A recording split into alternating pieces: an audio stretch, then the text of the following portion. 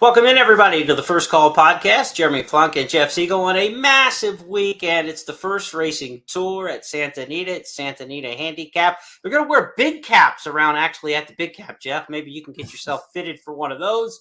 Looking forward to that. And at Gulfstream Park, we've got the Fountain of Youth Stakes where Triple Crown hopefuls are on display. And we'll see the 2-year-old champion from last year back in action with Forte. So these are exciting times. Yeah, I don't need a big cap. I get the trophy. That's all I need. But the thing is, circa 1989. Seems like it still plays. That's a brag you can throw the rest of your life, Jeff. And I am martial law. But no, it's terrific cards at Gulfstream today, and I should say Saturday and Santa Anita.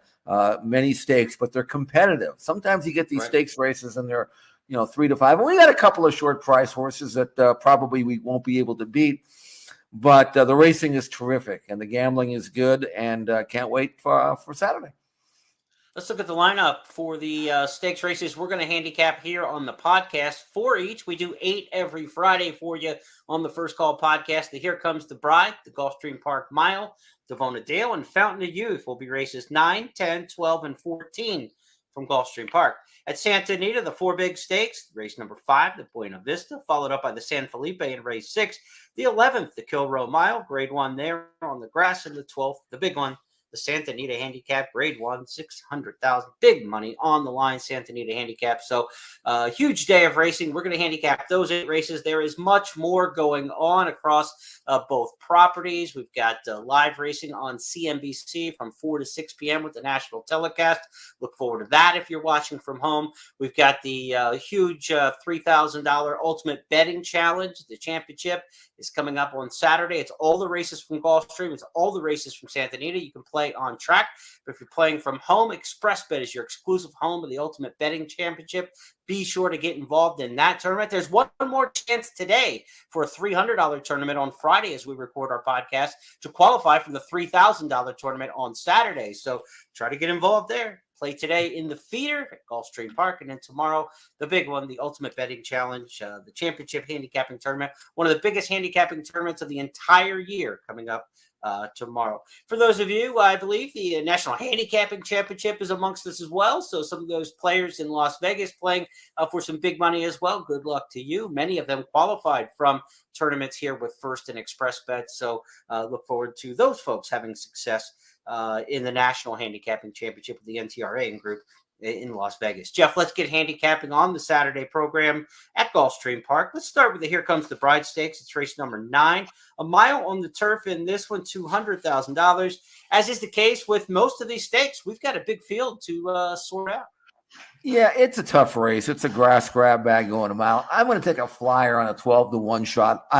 12-1 shots on form don't usually figure. They wouldn't be 12-1 if they did. But American Rocket, number 2, is an intriguing filly for me. American Feral filly trying grass for the first time. And here's the thing. After she broke her maiden first time out at Saratoga, which tells me she can run well fresh, Bill Mott tried her in 3 consecutive graded stakes, 2 of which were grade 1s. And she didn't run badly, closing 4th in the Spinaway, 4th in the Frizette, and then she ran poorly in the Goldenrod, and they stopped on her and gave her the winner off. But here's the thing. She's eligible to non-winners of 2, and you would think that would be the logical place to run her back, and yet Mott throws her in this race, and I don't think he's doing it because he couldn't find a race. I think he's doing it maybe. I'm hopeful that he thinks she's really good, and I think she could be as a 3-year-old, especially first time on the grass, with a good inside 2-hole post. The pace situation, the speed's drawn outside. She'll draft in if she breaks and get a great spot. 12-1 first-time grass with a filly like that. Why not? I'm going to try her. Number 2, American Rocket. See if she can pull off an upset and get us started with a major play here in the 9th at Gulfstream Park.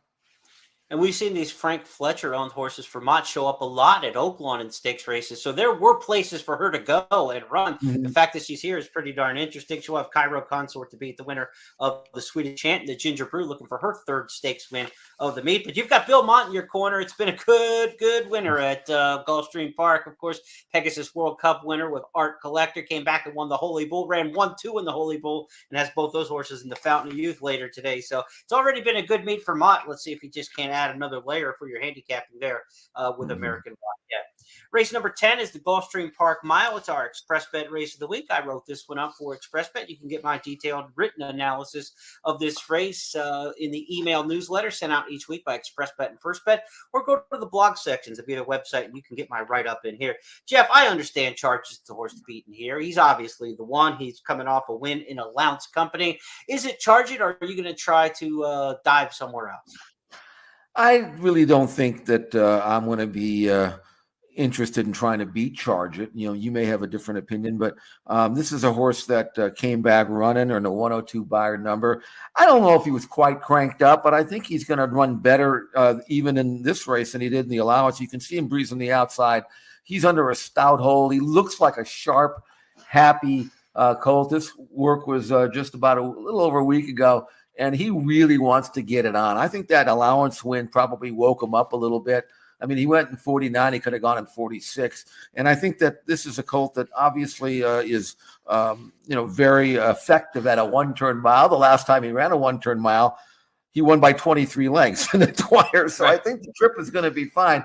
And obviously, they don't want to do too much with him in the morning here. They don't need to, but he wants to go out and win this workout. So I like Charge It. And he's 4 to 5 on the morning line. There's no real gamble, I don't think, unless you find horses in the 2 and the 3 hole to hook him up with, which is probably the way to handicap the race. But I'm just going to be watching Charge It, enjoying quality, and then seeing, how much of a 4-year-old he can be, because he could be among the best, if not the best, older horse this year if he continues on. In that workout, he was with Emmanuel, who comes back on the turf on Saturday again. Really nice, becoming a nice older turf horse, Emmanuel, for Todd Fletcher.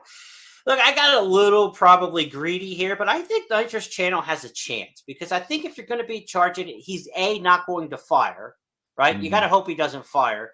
And B, you're in front of him the whole way. I don't think somebody's going to close and run down Charge It. So Nitrous Channel to me is speed, sprint speed. Outside, I love the outside post position. You get Irad Ortiz. I think he's just going to go. He's going to try to take the race to him, see how far he can go. He looked good last time winning at 6.5. This is a one-turn mile. Nyquist, his sire, of course, won the Florida Derby over this track. There's no reason with a Fleet Alex on the bottom of the pedigree that the horse can't get a mile. And so I'm going to take a little shot with Nitrous Channel on the step up. But the exacta with Charge It is probably a strong way to go as well. I mean, I could see definitely those two in a cold exacta where Nitrous Channel has the lead. Charge It's just too good and pushes by him. But if Charge It doesn't fire, my only problem with Charge It at all, and there's really, you're picking it, a resume that's not pickable in a lot of spots. His best races have been followed up with disappointments, right? His big win, and then in the Florida Derby, disappointing when he wasn't able to push by there. And then his big win in the Dwyer put him on the shelf. He wasn't able to come back from that race. So he hasn't paired up 2 big efforts in a row. So he came back, he looked good in the return. Can that horse run 2 really good races, a couple weeks apart, 4 weeks apart, something like that? That's the only question mark. On talent, he stands out over the field, and I think he probably is the winner. But from a gambling standpoint, take a little shot maybe with Nitrous Channel, but certainly the Charge It, the Nitrous Channel would be a way to maybe approach this one. Let's go back to our stakes schedule and look at where we're headed next here at Gulfstream Park on Saturday. And again, remind you, big stakes day at Gulfstream, big stakes day at Santa Anita. Santa Anita's card is going to include a guaranteed payout, mandatory payout in the Rainbow Six, estimated pool around $3 million if it's not hit today on Friday, and we get that carryover in the Saturday. Gulfstream will pay out their Rainbow Six on Sunday with a mandatory payout. They're already over $1 million in the carryover at Gulfstream Park.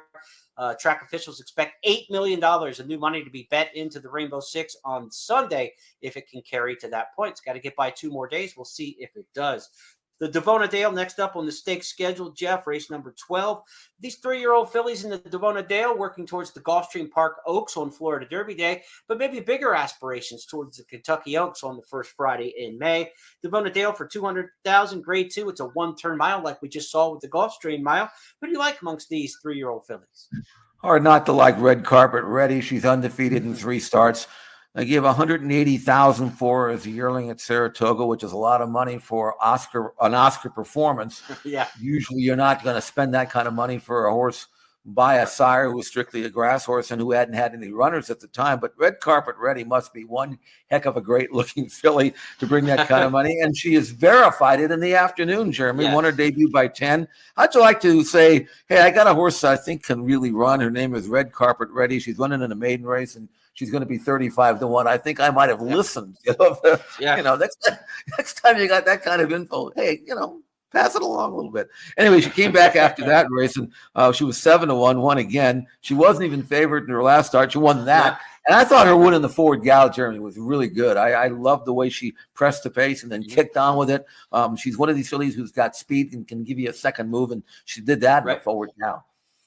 Let's take a look. At the top of the stretch, the opening half was 45-4. Luis Saez asking Red Carpet Ready to kick away, and she's doing just that with an eighth of a mile to go. Undervalued Asset is second, and Atomically is down the stand side, but with a 16th to go, Red Carpet Ready indeed. She's looking good. She wins by 3 in the end. Undervalued Asset was second. Atomically ran third. And I'll tell you, Jeremy, her numbers have gone from 68 to 78 to 87. So she's getting better every race. She's moving up at a proper rate. Now she goes the 1-turn mile, which should be just as easy for her as 7/8, maybe even easier. And no, she's for real. I think she's a really, really good filly. I don't see any reason why she can't win the Devona Dale. Couple points about her, that 36-1 in the debut, probably because of trainer Rusty Arnold, right? He's not a guy who gets horses right off the bat. You're thinking this is one that 2-3 starts in could be pretty good for Rusty. He doesn't win with debut runners hardly ever, especially sprinting on the dirt. That's just not his MO. So she's good. She overcame probably the preparation where she's not prepared to be that good at the start. Another thing is the fact that she was 36-1 in the debut is why you got 7-1 next time and why she still wasn't favored the next time. The public is hard-headed. When they bet horses to favorites, they stay with them time and time again. And when they get beat by a long shot, you will rarely see a horse win at 20-1 or more and come back and be favored or well bet the next time. Public is very much, we weren't wrong last time. There's a little bit of bitterness there. And it seems to trickle. This time she probably will go favored. Leave No Trace, an interesting one in here before we turn the page on the Devona Dale. Jeff, runner-up in the Breeders' Cup Juvenile Fillies last year from post 12 at 25-1. She ran a corker of a race for Phil Serpy last year. She makes her debut, but everything we've seen, from that race, Wonder Wheel got beat at Tampa on the comeback. Chop Chop's run terribly in a couple of races since that. These 2-year-old fillies from last year that were the high end that we thought on the scale just have not come back at 3. What do you make of Leave No Trace? Well, she was running. Her resume looks great. She won the Spinaway. She was third in the Frisette. She was second in the Breeders' Cup Juvenile Fillies. But her speed figures are very average, actually. I think that group may not have been as good as we thought it was. And the numbers bear it out. So, I mean, for me, Leave No Trace was maybe in the right place at the right time and as a 2-year-old, but now she's going to have to step forward. I mean, on pure numbers, Red Carpet Ready is just faster, and she's got the recency. So I'll be curious, really, to see what Leave No Trace comes back and if she can step up, or maybe she just verifies the evidence, which may mean that maybe they're not that good. So we'll find out from Leave No Trace. The outside draw going a 1-turn mile is going to allow her to pick her spot and move when she wants to move. So that'll be okay. But Red Carpet Ready to me is surpassed her. So we'll see.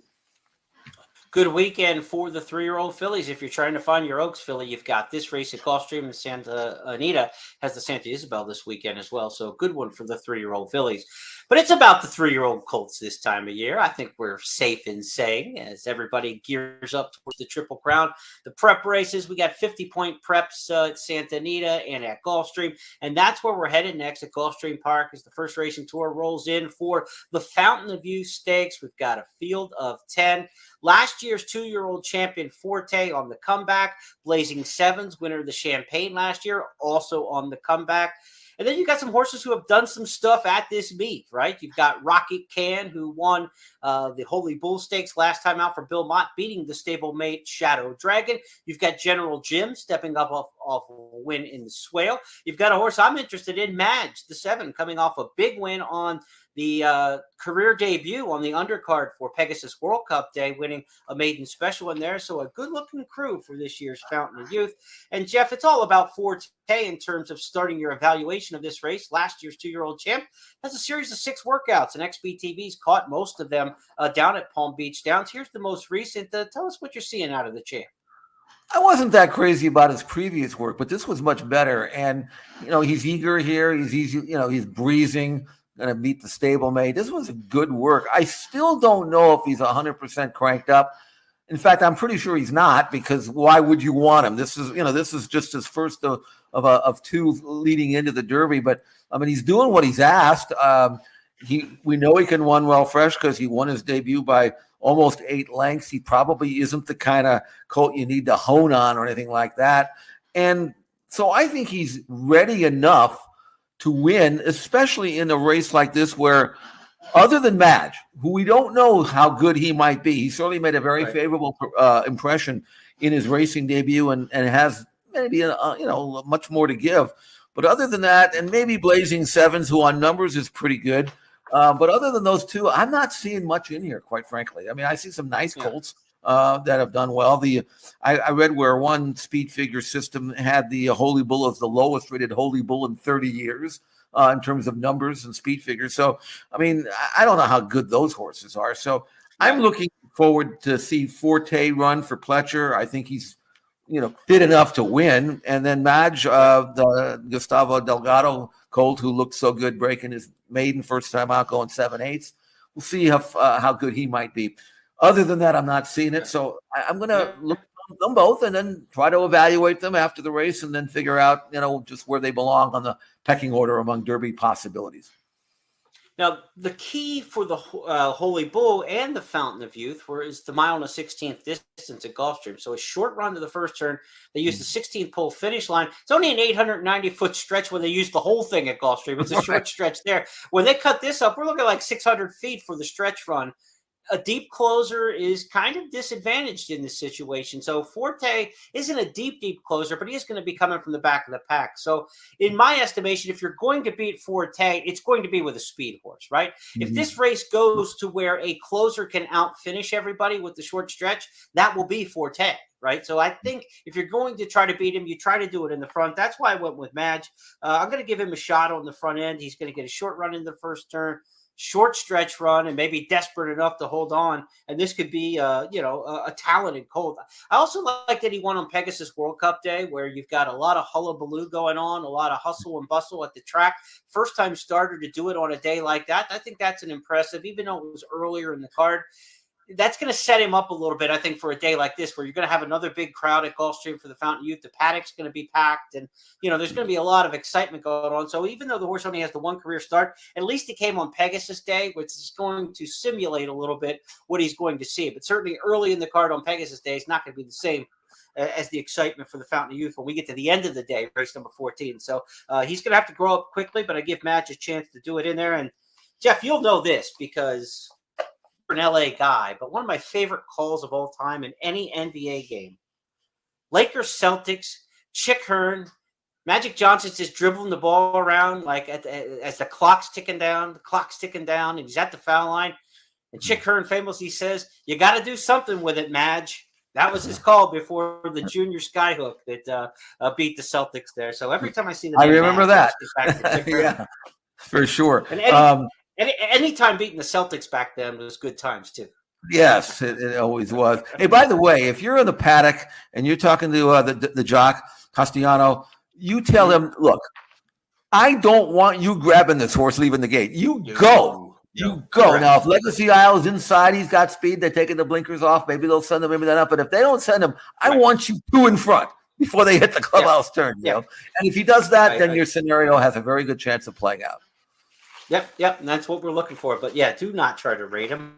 Let's go for the money right now. Go for the Fountain of Youth. That's race number 14 on Saturday at Gulfstream Park. Now, it's Big Cap Day at Santa Anita on Saturday, and Saturday's card includes that mandatory payout in the Rainbow Six. They're estimating $3 million in the pool there in new money if the Rainbow Six is not hit on Friday. So as we record our podcast, we're a day out from the big cap. It's Saturday, March 4th, and it's part of a big 12-race program. It'll be the 12th and final early start time coming up on Saturday at Santa Anita as well. I believe noon Pacific there. So be sure to catch Tom Quigley and company on their pregame show about an hour and 10 minutes before the races. So it's an early start in Southern California for Santa Anita's Big Cap Day. Jeff, let's look at the stakes races we're going to handicap here on our podcast. We've got 4 of them. The Buena Vista starting at race number 5. The San Felipe will be the 6th. And then the final 2 on the card, race 11, the Kilroe Mile, and the Big Cap in race number 12. Buena Vista is on the turf at a mile. Grade 2 here. These are the Distaffers, and this is a pretty familiar group of fillies. They've been around the block a few times, and at Santa Anita in that filly and mare turf division, you get some pretty good rivalries. How do you see it shaking out this time? I just wonder whose turn is it, because they do take turns. The last time these fillies met, it was on over this course and distance, same course called the Megahertz. That was back in early February. They come back with another mile turf race. I guess they know it'll fill, so that's why they keep riding the same race back. But in that last race, Quattroel, who had been running good races without necessarily beating this quality of filly, she rallied against slow fractions, and they went the first half in 48, second half in 47, and she was essentially last at the top of the stretch.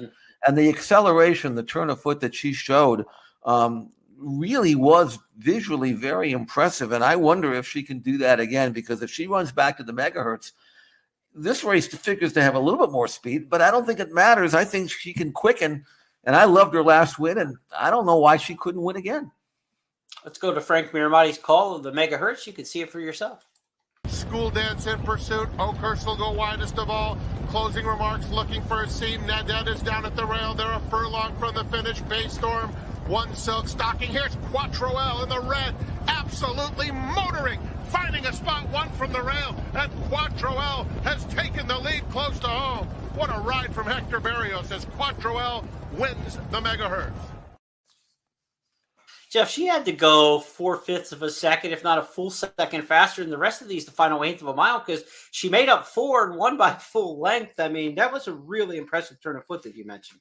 It was. And again, she's an Irish-bred 5-year-old mare, but she's only had 14 starts. And here's another thing. She's won 4 races over the Santa Anita turf course. This is where she likes to be. And obviously doing well for Jeff Mullins, a couple of nice, or at least one nice easy breeze to kind of tick her over for this race. So if she can turn into a like, she's obviously going to be tough. I would also throw in, though, number 2 Macadamia for Phil D'Amato. I think she's developing now, another import, 5 years of age, but with only 10 starts. Got a prior win, looked good beating an allowance field last time out. And I think a mile might be really good for her. She was a miler in Brazil, was a Group 1 winner down there. So I think she's acclimating nicely. So use number 2 Macadamia somewhere on your ticket. And then the other one to throw in, well, I mean, Closing Remarks is probably going to run second or third. That's all I can tell you. She usually does, but she always looks like she's going to win at the end. Right. So you're probably going to want to have her just know that she's going to be there, but she'll be in the frame somewhere. But I mean, I'll throw her in maybe as a backup just because I like her. But I don't know. She doesn't really have the turn of foot that Quattrelli has, and so therefore she just might hit the board. But I mean, let's see if Quattrelli can run 2 alike. If she can win. That race, the Buena Vista race number 5, is the first of 2 consecutive stakes. It'll be part of Saturday's Coast to Coast Pick 5 from Santa Anita. Also the 6th race we'll talk about in just a moment, being the San Felipe. Those are part of the sequence. Races 12, 13, and 14, the Devona Dale and the Fountain of Youth, the main races, as well as the McDermott in there. All stakes in the Coast to Coast Pick 5 this Saturday. So 3 stakes from Gulfstream, the 5th and 6th races, 2 stakes from Santa Anita. That brings us to race number 6 at Santa Anita, that leg 4 of the Coast to Coast Pick 5. And it is Triple Crown prep time on the West Coast, the San Felipe. The one thing about this race, Jeff, over the years that I've always noted as I do the Countdown to the Crown series, it is quite often in the San Felipe that we see a jaw-dropping performance, one that even overshadows the Santa Anita Derby sometimes. This race just seems to bring out at a mile to the 16th in March like this, This brings out a freakish performance often. So I will not be surprised if one of these dozen or so horses, or what do we got, 11 in here, one of this big field of 3-year-olds just runs off the screen.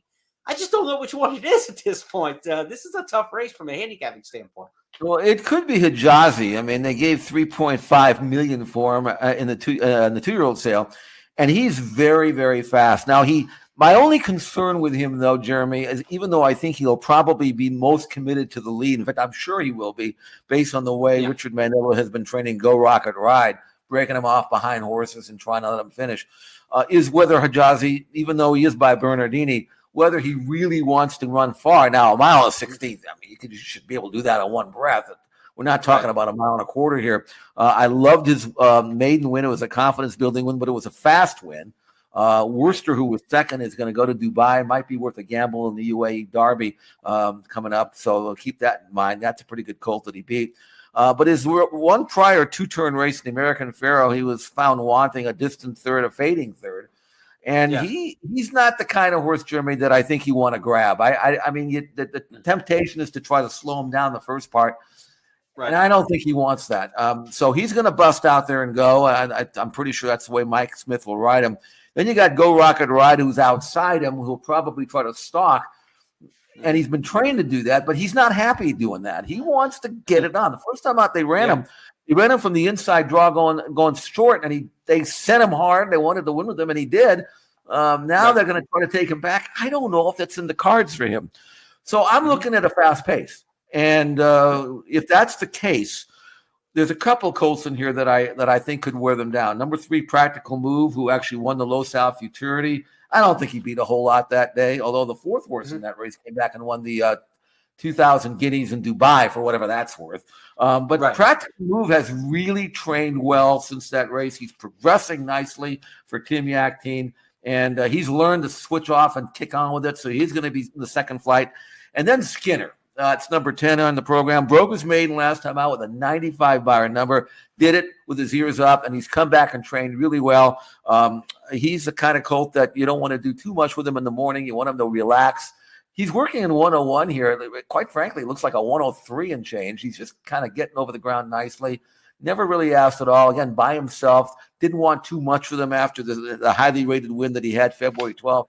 But there's a colt that I know can switch off, sit back, and make a run, just like he did in his maiden win. 3rd in the Del Mar Futurity last summer as a maiden behind Cave Rock and having a meltdown. That's a pretty good group, a couple of good, nice colts to be chasing home, going 7-8. So I think Skinner's got a chance. Maybe he's not as good as I think he is, but the gamble might be there. I'm going to try him. I'm also going to try Practical Move, and if the 2 speeds go wire to wire, then so be it. I wouldn't, but it's a good race. I like this race actually better than the Fountain of Youth. I think there's some more young quality young horses in this race than the other one. We talked about Skinner last summer at Del Mar after his first couple starts. Like, okay, he's not going to win sprinting at Del Mar in the summer as a 2-year-old, but this Curlin colt is one to keep an eye on as we go longer and longer. And this could be his breakout day. Skinner, what kind of price do you think you'll get on him, Jeff? And what would you be happy with?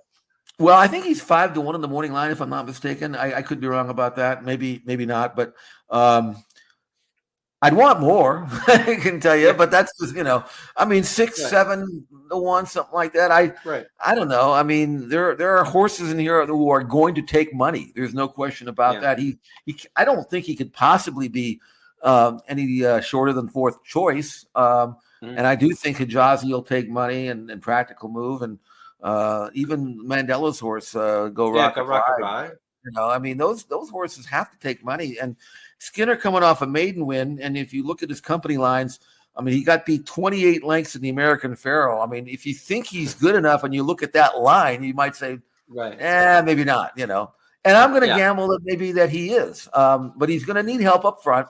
And when he broke his maiden, he looked like he wanted to go, but he was smart enough not to go make a premature move. He was down the backstretch. He was kind of creeping up. Can I go? Can I go? No, not yet. Can I go? No, not yet. Into the quarter pole. When he asked him to go, So he's a smart colt. Right.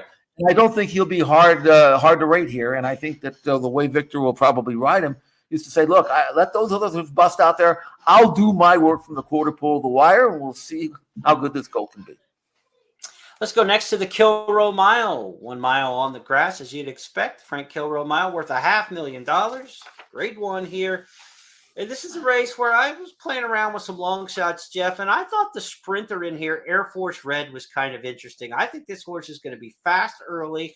I know Hong Kong Harry's got the great late kick, so if you're going to win this race, I think it's another one where if you're going closer, you go Hong Kong Harry. And if you're going to beat Harry, it's probably with a horse who he's never in front of, somebody who's leading the way. So I took a little shot in here with Air Force Red, probably better as a turf sprinter, but he's running a mile, and I think he's going to be interesting on the front end under Juan Hernandez. Who did you like here in the Kilroe? Well, those are the two for sure. I mean, I picked Hong Kong Harry just because he's won 9 out of 13. He's perfect 3 for 3 at Santa Anita. A mile's a good distance. I don't know. He's trained well enough to be ready, and he won his debut, his U.S. debut. He can run well fresh. He also won his racing debut overseas. So, he can run well fresh. And this is a race. It's a grade 1 race at $500,000. You're not giving a horse like him a race at a $500,000 race. And Phil can get him ready. So I have a lot of respect for Hong Kong Harry, and I see where you're coming from on Air Force Red. But Hong Kong Harry, when we last saw him in the Seabiscuit, I mean, he can turn it on late, and Air Force Red might clear him. But if Air Force Red gets any pressure and the fractions are like 46, 1, something like that, it's going to give Hong Kong Harry a chance to do what he did in the Seabiscuit. Here's Larry Colmus at Delmar with a call of that race. Work to do still for Hong Kong Harry. He's 5 behind with 1 furlong to run. Master of Foxhounds to catch. Beyond Brilliant cutting into the gap. Hong Kong Harry on the far outside. The 3 of them will decide it. Here comes Hong Kong Harry. Beyond Brilliant. Hong Kong Harry gets up to win the Seabiscuit over Beyond Brilliant. Master of Foxhounds was next. The final time, 1 minute, 39.79 seconds. So the Kilroe Mile will be race number 11 on the Big 12 race card Saturday that features the Santa Anita Handicap. That's race number 12, and that's where we're headed next in our handicapping, Jeff Siegel. 1.25 miles in the Big Cap, and like you said, you've got a Big Cap trophy, Martial Law, back in 1989. This has got to be a race near and dear to you. It really is. I mean, it's near and dear to me because I saw my first Santa Anita Handicap in 1959, I believe it was. And I know exactly where I was sitting, way in the corner of the grandstand. I mean, I go back a ways with the Big Cap. And, of course, I mean, this is not my Big Cap or even my father's Big Cap. But I'm glad they've got 11 horses in the race. It's going to bring back memories of big fields, which they used to have. It is a handicap. But not really, because nobody's piling weight on anybody anymore. So, what it is, it's a wide open race, and Defunded is the morning line favorite at 7-2. And I enthusiastically backed Defunded in the Gold Cup last May here, 1.25 miles, and it was the spring version of the Big Cap. And I loved him that day. He was 5-1, and he got beat a length, finished second. And my impression after the race was he's a really good horse. He just can't go 1.25 miles. I mean, he had pristine conditions that day. And nothing he's done since then indicates to me that he really wants 1.25 miles. He can get it if he's the best horse. But I'm not sure he's the best horse here. So you can see him working with the horse that I like here. And that's the other Baffert, number 8, Hopper, who's on the inside. And Defunded's pulling a little bit here through the lane. Not too bad, but Hopper on the inside, he's just kind of galloping along. To me, he's got a better chance of going 1.25 miles than maybe Defunded does. Hopper ran in his comeback in the San Pasquale, January 28th, first start since last June. And I had watched him work like this, and he worked well, but I didn't get the impression he was fit at all. And I think Bob just put him in that race to get him fit. And despite all that, he finished second and beat only a length, going 1.125 miles. I know he's a lot fitter now than he was then. That work proves it. Blinkers going on. I'm not sure what the reason for that is. He wore them before and won on them before. Took them off. Right. Maybe he just didn't want him to get too keen in that last race because he was fresh. Comeback race, Took the blinkers off just to give him a race, and then now he's going to crack with them. He's outside Defunded, so I think maybe Defunded may show more speed, but Hopper doesn't need the lead. He can sit outside and go on with it. Training like he is, He's only had the 4 starts. His damn 1 going a mile and a quarter. There's no reason why Hopper won't get the trip. He's 8-1 in the morning line, Jeremy, and that's a gamble for me. I'm not that enamored with everybody else. I mean, there'll be play for Proxy, and he's all right. I'm not going to say he couldn't win. Sure. But I think going a mile and a quarter from where he's drawn, he's going to get a great trip, and I think you're going to see the best version of Hopper that you've ever seen, which hopefully is good enough to win at a price. Hopper for me in the big cap. And you mentioned the handicap weights. There's not a huge spread here, but the funded is carrying 125, and he's given 5 to his stablemate. So if you like it, a mile and a quarter Hopper, even better. Weight may not be your bag of tricks in handicapping, but 5 pounds over a mile and a quarter, you'll take it. You'd certainly rather not have it than have it. So another feather in the cap, maybe, of trying to attack Hopper. We got shippers from out of town, like you had mentioned, Proxy coming in, Warrant coming in for some big outfits. So it's good to see the national interest in the big cap, and we're getting a really good field assembled this year and getting that race back up to its proper lofty standards on the American stakes marketplace. That's going to wrap up our handicapping for the 8 stakes races this weekend. Want to remind you again, on Saturday at Santa Anita, there's a mandatory payout in the Rainbow 6, carry over about 300 or 250, something like that probably. And then they're estimating maybe $3 million being bet into that pool. If the Rainbow 6 is not hit on Friday, you can expect that kind of send it in action on Saturday.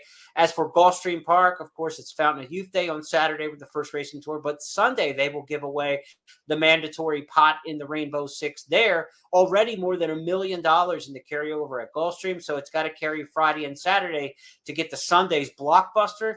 But if so, they're estimating a pool of $8 million in new money in the Rainbow 6 with that mandatory payout on Sunday. So a lot cooking. It's New Zealand Derby night. I've been told by Dustin Fabian of Express Bet a couple times this week. So get your bets in. There's a jockey named Opie riding the New Zealand Derby. I'm told he's a 2-time Derby winner, Jeff. So anybody named Opie's good enough for me. That's where I'm heading for New Zealand tonight. It's really not that late of a race either. I think it's like even before 11 p.m. Eastern. So you don't have to stay up too late for the New Zealand Derby, because I'm sure you got nothing else going on tonight, Jeff. Hey, 11 o'clock Eastern, you say? It's prime time here in California. I'll tune it in if I can remember, yeah. No, it's good. It's a good time of the year for sure. I mentioned March Madness. This is March Madness for thoroughbred racing too. Lots going on in the month of March for horse racing fans, especially on the Derby Trail. Good gambling and lots of opportunities out there for everybody. So looking forward to a great weekend of racing, and specifically on Saturday at Gulfstream Park in Santa Anita.